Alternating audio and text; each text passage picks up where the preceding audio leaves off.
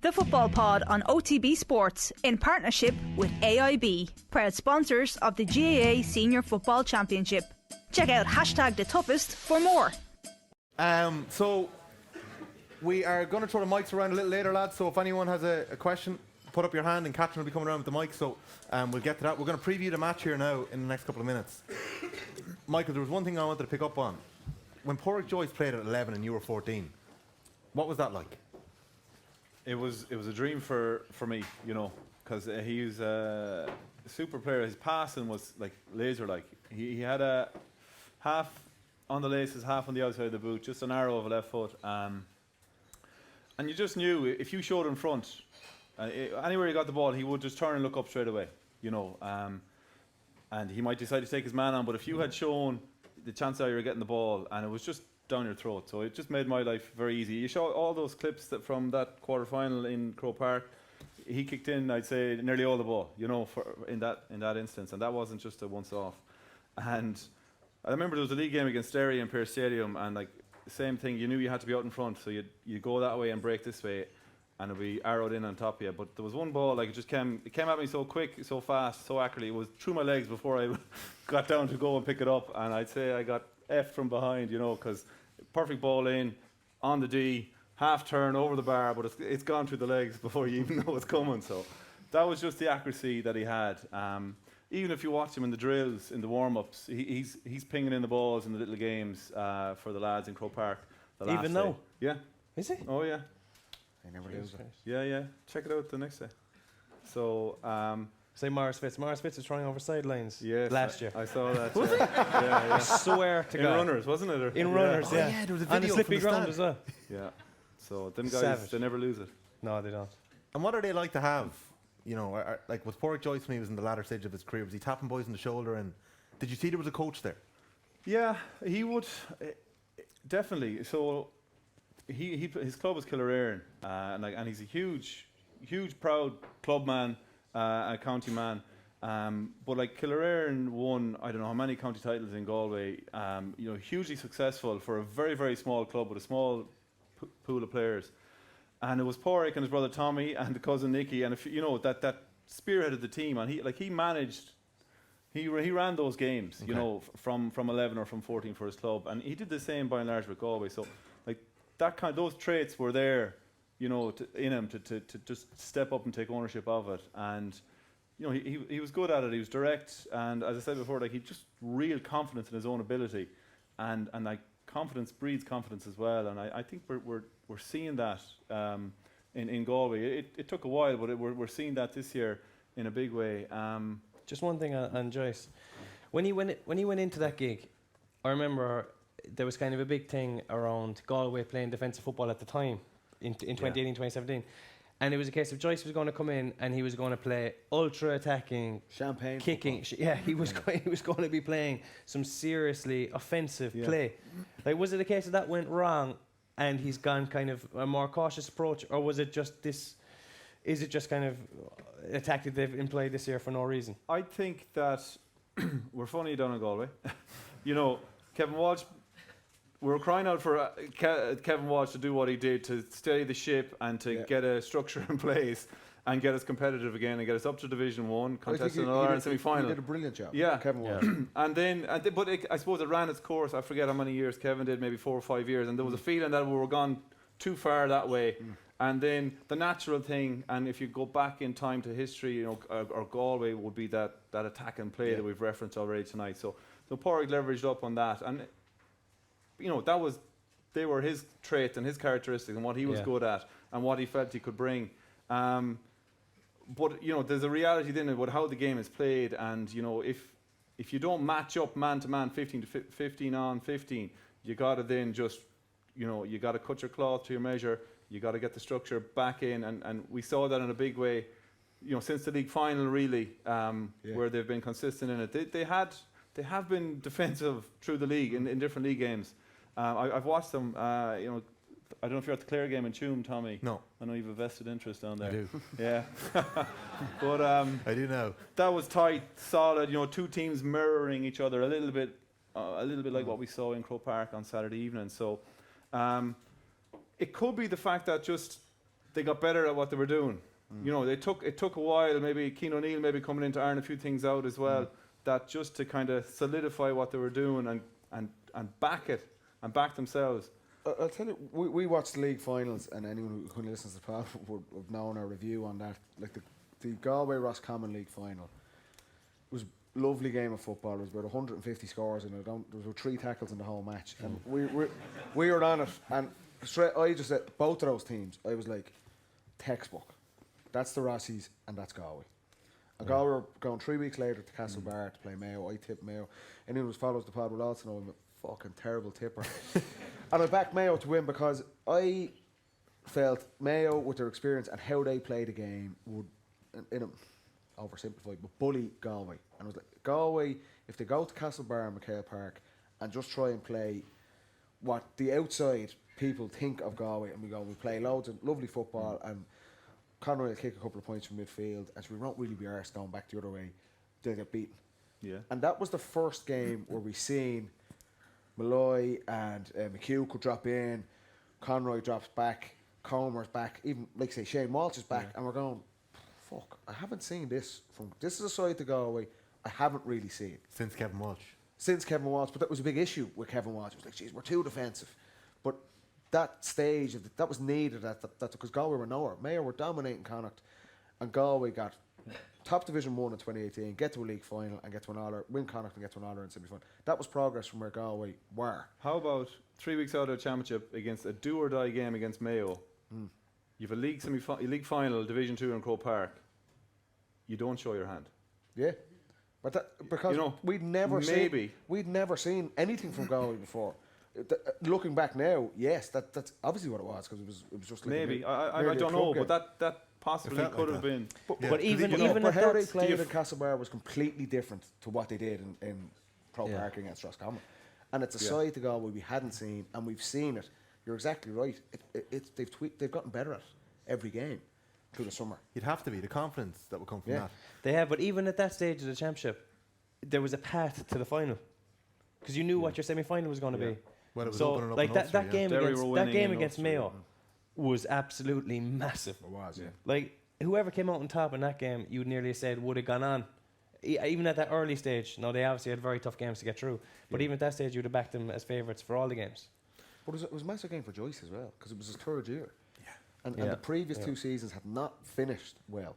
They'd been relegated from Division 1 the year before, and then the Connacht final last year in Croke Park, I remember they had a really good start, and then Mayo do come out and bully them the second half, and it's just a bad end to the season. And you just got a sense from Galway, they walk the FBD league, they hammer everyone in Division 2, up to the final, and then they have that final performance going, I thought they'd kind of turned the corner. And then there's the question mark, and then Castlebar happens. That game, I guarantee, if Galway do this on Sunday week, that game will be a seminal moment in it. And as much as that, I think that Connacht final that was played in Croke Park, where Galway made all the running in the first half and then it flipped. But I think something that has improved in the player pool of Galway is that they didn't seem to have the legs to match up against Mayo, who have a lot of legs, on the pitch, in that Connacht final last year. But fast forward 12 months, and Killian McDade is a revelation in the middle of the field there. Scoring massive scores, but he is a super engine on him. Throw in all the other lads, Malloy and McHugh and these guys. John Daly is back in there. I know you want to talk about him. But there's also an edge, though, Michael, to what Galway brought last year, because we did say that Mayo bullied them in that second half. Mayo's experience came through in that final in 21. Galway have now, in the Mayo game, like we spoke a lot about Dublin this week, how they managed the black card, little bits of gamesmanship. Against Kerry, all the best teams do that. They have those traits. They're able to pull that out of the card. Galway have come through a titanic tussle with Armagh. We won't get into all of the follow that happened that day, but that has to bring a team together coming through stuff like that. Have you seen them stand up and grow a bit of an edge? Yeah, it's coming together. Definitely. I think Armagh was as good as 3 games. The way it was won and lost and extra time, and even the penalties, which I'm not necessarily a fan of, but they're getting through it, and I think the lads who kicked the goals, like Matty Tierney, or the winning one, he's joint captain of Galway, and he's just out of under 20s, so and he's a massive player. Pádraic is a lot of time for him. Penalties. What were you I'll like? talk to you about it again. What were you like when the penalties were on, watching it? Were you at it or were you at I home? was in France watching it on a laptop with And what were you, kids were you around not me. like fucking buzzing when it was like penalties? Your own county in a sellout in Croker. Like. I'm a massive fan. By the way. Yeah. Oh yeah, absolutely. But like your heart is in your mouth. But like when it gets to that, Dubs and Kerry to go to penalties. when it gets to that, it's you like You'd to have be settled nailed. in You'd the have grass. buried yours, like. Huh? Oh yeah, buried you it, would have. Sure, if there was 18 men on the line, you would have buried it too. It would have been. It would have been kicked hard anyway. Let's put it that way. Racist toe. Go to Yeah. itself. So before we get to a couple of questions, who are Galway's key men in this system outside of the forwards? We'd say is John Daly that important? Because his name has popped up a lot in the last couple of weeks. I think he is one of the main men. He's been a massive addition. You know, he's had a lot of injuries as a relatively young guy. I don't know if he's 24, maybe 25, but he's missed out. You know, a lot of time as a minor. He played 2 years minor. He should have played 2 years minor. His first year minor, I don't know, was he 6 or 9, but he was main man kicking the frees. You know, as a 17-year-old playing under 18s. Then he gets injured. And he's back in with Pádraic, and he starts, you know, under Pádraic in 2020 pre-COVID, and then he picks up another injury. So he's dealt with a lot, but I think he's just such a solid player, and he has a sweet left foot. Like we saw the little dink pass in for Comer's goal. He has that in his locker, you know. Yeah, he has that all day long. Well. Yeah. The only thing is, he's going to have to actually do a marking gig next week. Is he? He though? can. He'll have to, because if Kerry are going to play probably 6-4, say if Kerry play David Moran and Jack Barry midfield like they did against the Dubs, they'll put Diarmuid O'Connor up wing forward, who needs marking. Stephen O'Brien on the other side needs marking, and Pádraic Clifford centre forward. Like all your half back line there have to pick someone up. Galway Some are Malloy. going to have 12 lads back inside their 65. But I know, but they will when it's slow. But if it's any bit quicker, they won't get those bodies back. And at one stage in the attack, they will have to get tight. And they haven't had but it no, all this year. he can do that as well. You know, he's Yeah. not Shane Walsh quick, but like he can mark. Yeah. He has it here. Like his timing and his reading, I think is one of his best. Like it wasn't from the ground he licked it. His father Val, you know, has 2 or 3. I know we're not too fond of them all-stars, and he might have played only in 1 All-Ireland, you know, so he played through a difficult time with Galway. No, it's just who would you say who was Galway's best defender? Is He won't mark Clifford though, will he? I don't think he will. I would have thought I don't that. think he will. He's No? no choice. He's no choice. I think Liam Silk will probably Silk pick will up. mark But Silk, really, just on Liam Silk, it was. Yeah. What's he say? Send the mic down. Silk did an unbelievable job in Jim Connolly a couple of years ago in a club final as well. Yeah. Semi-final. Should we go down with the mic? Who have we got? Is this the Galway contingent? It sounds like it. Oh, Tommy. Is that Sean Kelly himself? Is it? Stand up. His brother. Who is it, Catherine? What are you asking? Sorry, what's the question? You're the one asking the question. Take that mic back. Take it back.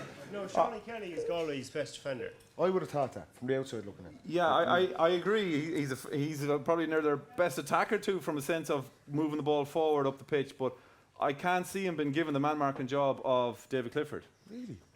I think That means taking him out of full back. I think he's going to be. I don't. Can't go back up here with that mic. He's going to be in that area, cutting off ball, reading, trying to launch counter-attacks. But I don't think he will go on their main man.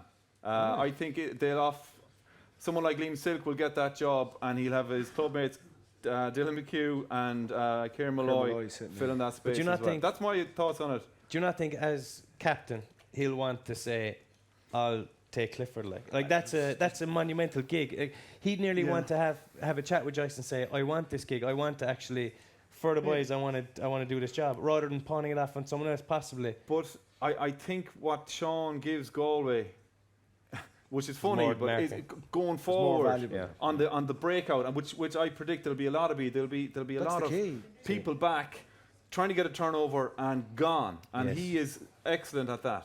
And I think that's why they won't put him opposite him. I Yeah. could be wrong. You used the phrase earlier on, if Clifford goes ballistic. And it's, you know, like, I don't know how you define ballistic with David Clifford. Everyone says Ronan McNamee did a great job on him. He kicked 8 points in the All-Ireland semi-final. Fitzsimons did a great job on him the last day. He still scored some of the greatest points we've seen in Croke Park in a long time. So is there a case that Joyce and O'Neill and Dively are saying, we have our defensive system, we're not going to get too hung up on who's man marking David Clifford? Is that fair to say, or are they putting... Leave him off, like. Well, I'm not saying that. Let him have it. He's not the fucking goalkeeper. But like Sean... It's not Oran Lynch coming up the pitch, like. Leave him shoot.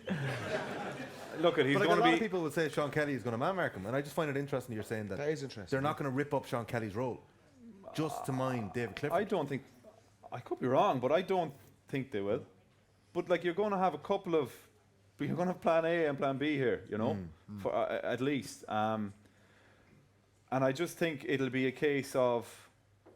Like the danger is that first half, like Clifford went ballistic in the first half. You know, the scores that just you couldn't touch him, and like Michael Fitz was on him, wasn't he? And it just looks like there was no one marking him for a couple of scores. You know, it's like a senior it's down to the playing a minor ball. match. I think as much as Anton and we know how Kerry want to move the ball. Like they'll lift the head and they'll kick between the channels. They'll try and hit between the half back line, the full forward line, those pockets, and you know you got to get huge pressure on the kickers out the field while you're getting your cover back, to give you any chance. But like, there's no, I don't know, is there, unless David Clifford has an off day, you're offering up 3, 4, 5 points on him. I think that's fair to say. But, the best way to stop Clifford is stop him getting the ball in the first place. There's certain players, if he has the ball in his hands, the least he's doing is getting a shot off.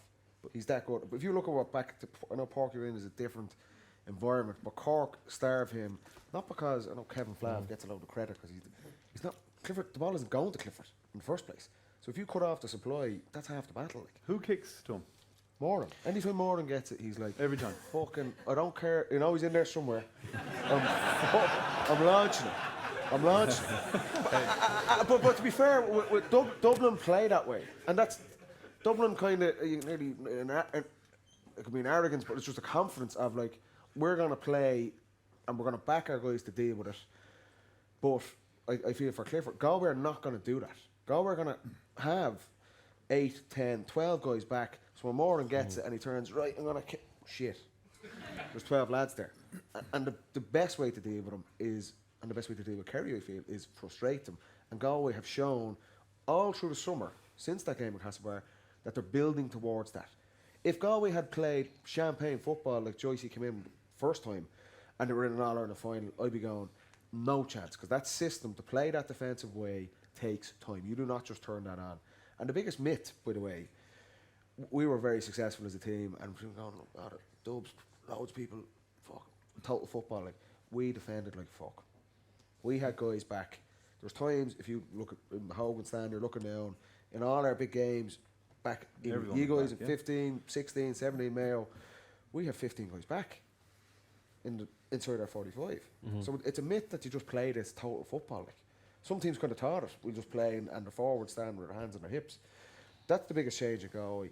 Plus they understand, and if they've been practicing this all summer, they'll frustrate Kerry. And Clifford's not going to get the possessions or the space that he got against them. If he gets in his hands, fucking game's over. But again, in the Mayo game, Kerry tried to kick a load of ball into Clifford. Because they knew they were playing Dublin. They was like, just hit everything. And they were forcing it. In the Mayo game, like with totally Dublin coming up, maybe so. But like everyone, you're saying, who kicks to Clifford? Like Tom Sullivan was coming up kicking balls in. There was the half backs coming in. It's like the plan A is go to Clifford.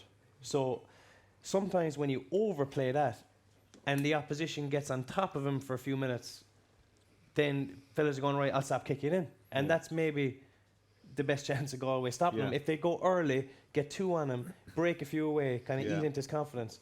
But like those kick passes, you're right, aren't going to be on. They're just not going to be on.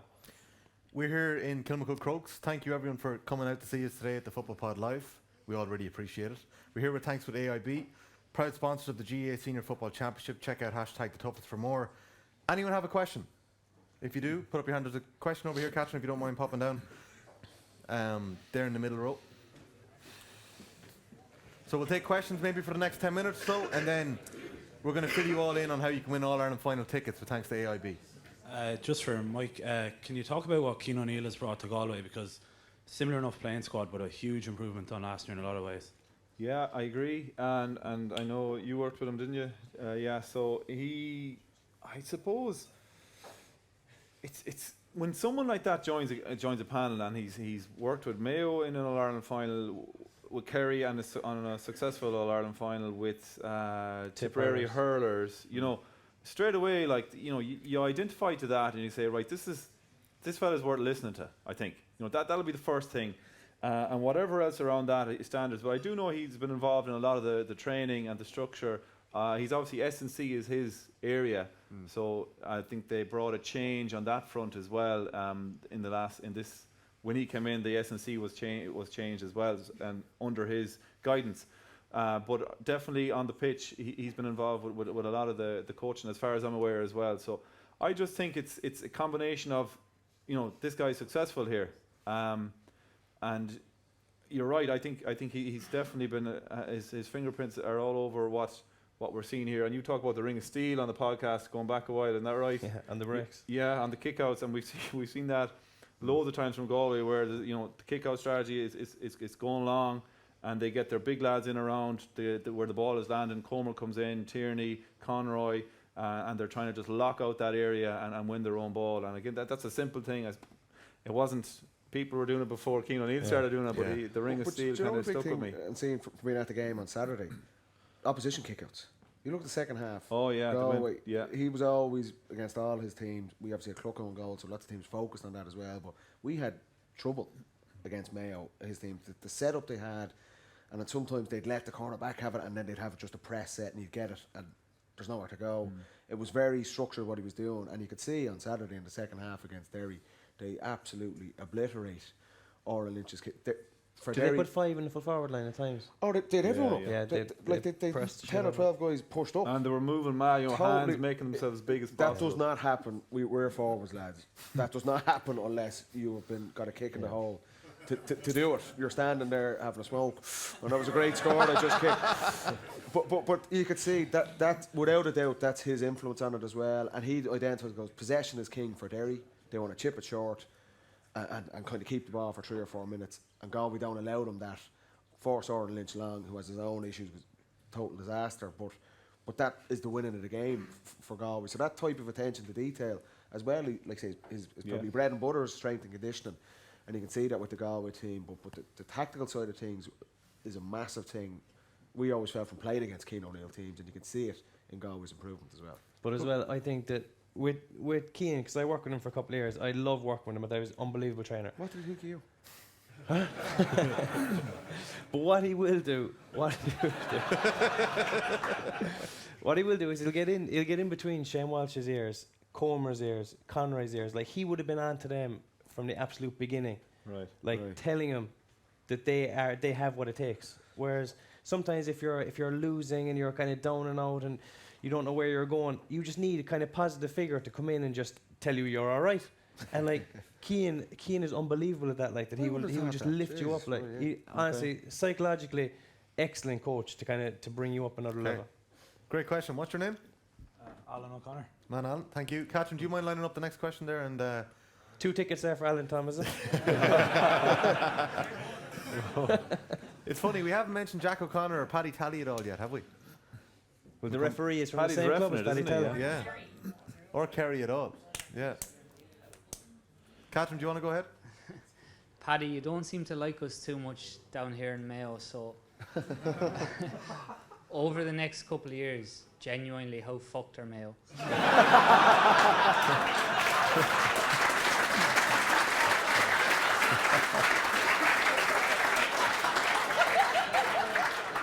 Great question. 2 tickets to you. You can have my tickets. No, we spoke about this a couple of weeks ago. We were obviously down in Mayo and Castlebar for the last one of these shows, and it was before they bet Monaghan that weekend, and they obviously got to the Kerry game on the back of that. But I think it was the right time for Hornan to go. I'd have a lot of time for James Hornan. I don't know him, and it was no secret our teams didn't get on, obviously, but I think he did, no secret, but he did an incredible job, I feel, and I think in time that will be seen, but I get the sense there was a frustration with what was going on in Mayo, that they were just probably getting further away from winning an Ireland. So I think it's the right time for a change, but bear in mind, like, Mayo are in the minor final, Mayo are in Division 1, they've been knocking on the door over the last 2 or 3 years. They've changed 8, 10, 11, 12 of their iconic players, much similar to what Dublin have done over that period of time. And they were in 2 All-Ireland finals. Okay, they fell short, but even being at that point, like you're saying, Galway would love to be in an All-Ireland final. So the job James Horn has done, they're not starting from scratch. It's not like they've nothing happening underage, and they've no young players. They still have guys like Ushie Mullen, Ryan O'Donoghue to come back, Tommy Conroy to come back. So it's not the end of the world for Mayo, as much as that pains me to say it. But I think there was a change needed. They need to freshen up. There's still the challenge of the leaders in that team. I feel you're looking at Keegan, you're looking at Aidan O'Shea and these guys. They are going to have to be replaced. But that's the task. It is a massive appointment for the next coach. But it's not complete disaster. They're not totally fucked, just a little bit fucked.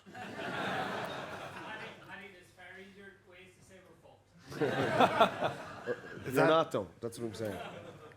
Is that it, Catherine? Question from the crowd, yeah? Okay, we'll do another couple of minutes here, lads. And Tom, do you have one? Tom O'Connor here, Mead man. Jesus. Hope it's not about Mead, Tom. Yeah. We don't have that long. For plan B, would Kerry go high ball into Gainey, Clifford and O'Shea? If Sean Kelly picks up Sean O'Shea and just say Liam Silk picks up Clifford, Gainey could be targeted like he's did in 14 maybe, no? He could. I don't think they'll do it for this game. I know that from being involved in Jack before, Jack loved diagonal ball, do you know, from like 10 position into the 15 corner and vice versa. Was that just because he had Donaghy though? Or no, in general, he loved it into the gooch, into anyone who could catch it over their head. But I think he knows this time that there's going to be too many bodies back. Like, it was in the locker in the Dublin game. For Shawnee's goal, David didn't even look. He just swung that outside of the boot into Gainey. I think that it's going to come straight back out at us if they do that. Against Dublin in 19, under Peter Keane, Kerry sent in a load of ball in the replay early on. Do you remember? Yeah. And it was the main time. It was like, Dublin's full back line is weak. Let's put ball in. But the thing is, when that's turned over and it comes back out at you, it's just giving the opposition possession for no reason. So I don't see it coming against Galway. Did Armagh not get savage joy out of it though? Like Armagh are dead in that That was game. on top of Gleeson. The question mark was Gleeson. We were saying, why did Derry not do it? But I think if you're looking at how, like, Galway's ideal scenario to win this game, I feel, is come back, frustrate them, and then hit Kerry on the break. But I think Kerry, they're going to expect that. I think Kerry's back, so just going to sit. Can't see Kerry risking possession that much. I think they're going to sit back and kind of keep their 6 defenders there. Yeah. I don't think it's going to be a fucking great game, is it?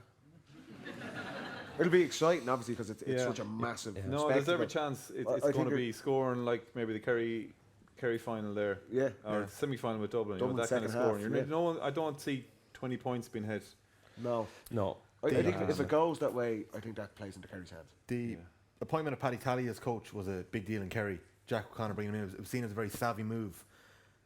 There's been talk all year that this Kerry defensive system with Morley dropping has been working really well. I would have loved to have seen it tested by Conor Callaghan the last day. It wasn't. Is Damien Comer going to cause the Kerry defence problems this week? 100%. Next week. When Jack came in, Jack was favoured for the job before Peter Keane had nearly even fucking left the job in Kerry. And it was around town. He was big enough Kildare getting into Division 1 and all. Come on, get to the point. Come on, get to the point. He backed Kildare and he'd have taken the Kerry job 24 hours later. But he said there was rumour that he was taking Tally. He was taking Tally with him even before he got the job. So he had it lined up, and he had probably watched Kerry a lot. And he said, "These fellas are grand, but they need to sort out their defence." Okay. So straight away he went in. I said on the pod last week he had his team name nearly before he went in, and he hasn't changed too much from it. And he had Tig Morley at 6 for the whole thing. And he said, "Tig, you're responsible for that. Talk our way through it. Keep us tight." And stop the goals going in. Now, Con obviously would have tested that. I think no matter what defensive system you play, if you've got Con O'Callaghan in there, he's going to create chances. But that said, I think that realistically, do Galway have enough of a kicking dimension to get Comer enough ball to create as many problems as Con would have. Like if Con's in there, if Fenton's hitting him, Conroy. everyone's But maybe, but I Comer don't see Comer getting enough ball off Comer won't Foley. be in there the whole time. Like he's done all year. Like he will do what he's done all year. I'd expect. He's come back out contesting kickouts. He sets up. He hits hard. He tackles. Yeah. So he'll. I'd expect that he'll be between. He'll be in there for spells at times, but he won't be just left in there and Foley doesn't want to go out of there. No. Like Foley's tuned into full back, and he'll probably stay at full back if Comer does go out, I reckon, and protect the house. And so Robert Finnerty would probably be the highest man for Galway at that point. If Comer's gone, Rob Finnerty would usually Is stay. Graham O'Sullivan left him, or is Foley left him? No, Jesus, no. And Finnerty. The big with Comer, the big plus for him on Saturday was, and then what you were saying, Mike, an underage game you played. If you're playing against a set defence and you're in the full forward line, it can be a fucking lonely place. Ball's not being kicked in. You need to go and impact the game. Yeah. And that was what he was facing against Derry. Galway don't score for the first 21 minutes. And Comer goes right, and he's marking Rogers, who goes up and kicks 2 points on the other side. You're thinking, this is really going fucking haywire. And he comes out the pitch then, and he leads Galway back into it by going, I'm not going to wait on the square and play in the periphery. I'm going to show leadership here. I'm going to get on the ball. And he gets 2 brilliant points before the half. And if Kerry are doing that, I think Comer, there's like a leadership side to him now that you've seen. Big time, yeah. And he is going to impact this game by hook or by crook. And if Foley's not going, I think that's a disaster. He needs to be marked. The more so if you're playing the Dubs, Kilkenny will drift. Do not let these guys off. If you let them off, then he's going to impact the game. And Comer is, there's match winners in teams. He is one of them. He's a match winner though from penalty spot. Like if Kerry see him go out the field, like he's not one to throw him over for 35. He does. He'll bring the ball up, but like if they want to get the most out of him, he needs to be hitting those, get those 2 goal chances from top of the square. Yeah, he's like I expect Galway would try and go long, from a set play or from if you can win a throw in. Like he's really strong early. Like he's punches points, he punches goals. We saw he had a couple of collisions with the Armagh goalie as well, which kind of nearly came off. So there'll be that threat there. But the only thing, like Kerry, I know we said we're not talking about them too much, but when I was playing in the noughties and you had Tyrone were at their peak and Armagh, but the biggest dogs you marked were the Kerry backs, Really? Yeah, they were as bad as anyone, or as good, whatever way you want to look at it. And I'm sure nothing has changed there. No. So some of the there's a huge game, huge challenge now coming for I wouldn't worry about Comer. He physically he can protect himself. But for the other lads there, are they ready for that raw aggression? What did Paddy say once upon a time?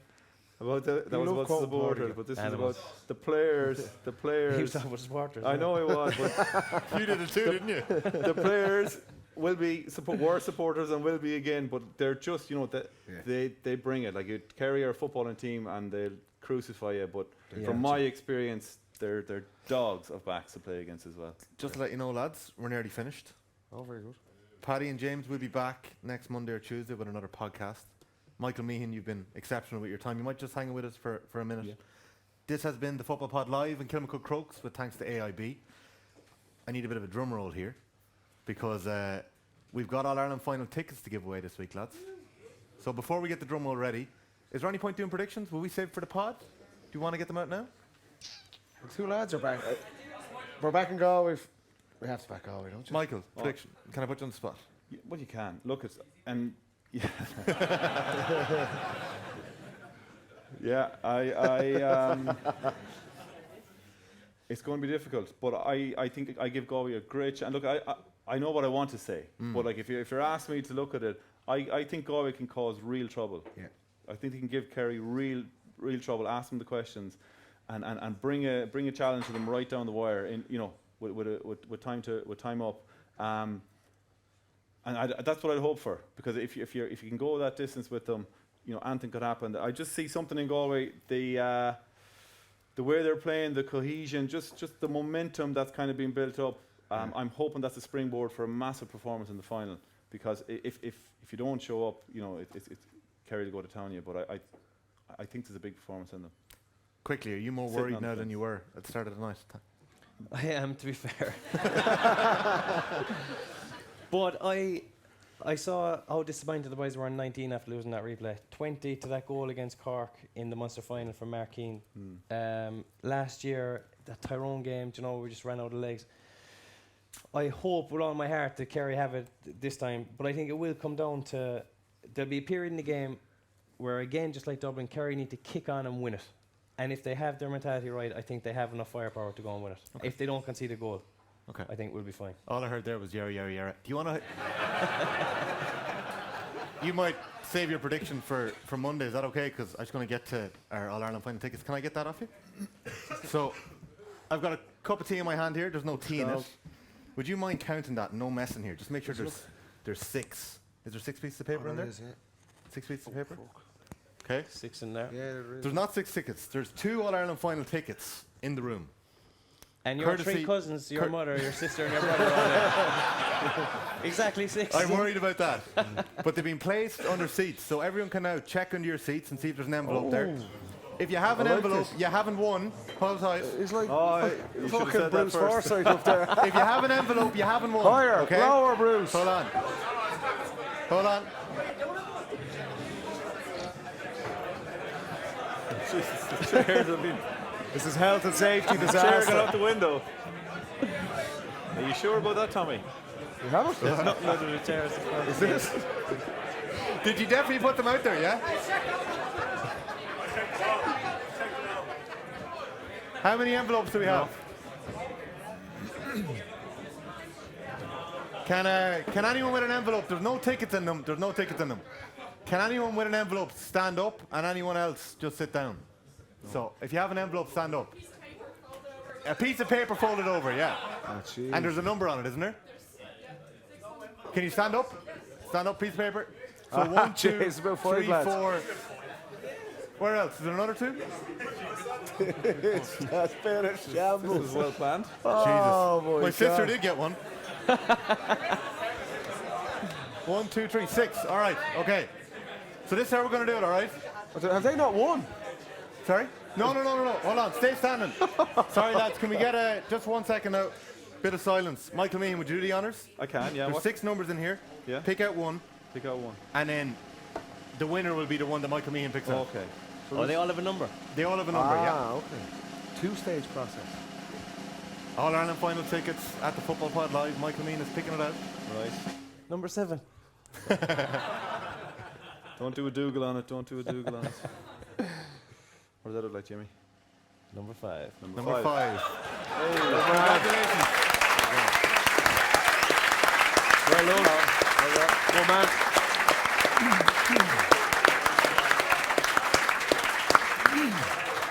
well done. Just to confirm, Congratulations. we don't know each other, do we? No, we don't. Okay, thank God. There we go. All right, folks, thanks very much for turning out today to the Football Pod Live. It's been brought to you in partnership with AIB, proud sponsor of the Senior Football Championship. Check out #toughest for more. Put your hands together, please, for Paddy Andrews.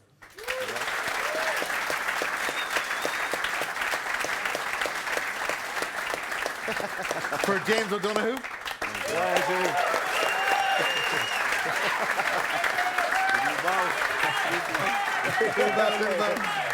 And for Michael Meehan.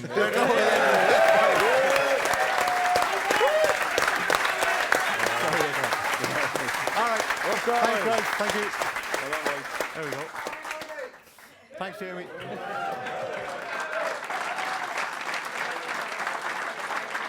The Football Pod on OTB Sports in partnership with AIB, proud sponsors of the GAA Senior Football Championship. Check out #TheToughest for more.